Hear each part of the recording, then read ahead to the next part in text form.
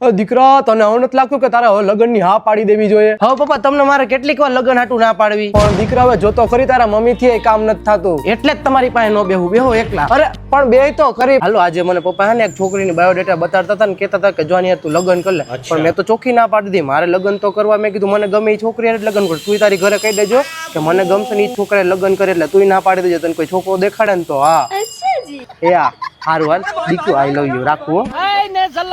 દીકરા અહીંયા તો હા બોલો. જો ઓલી છોકરીની વાત કરતો હતો ને બાયોડેટા ને ફોટો આવ્યો તો એકવાર જોઈ લે. એના બાપની એકની એક દીકરી છે.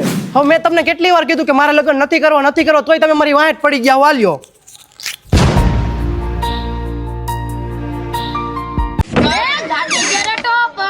હું ક્યાં ના પડું.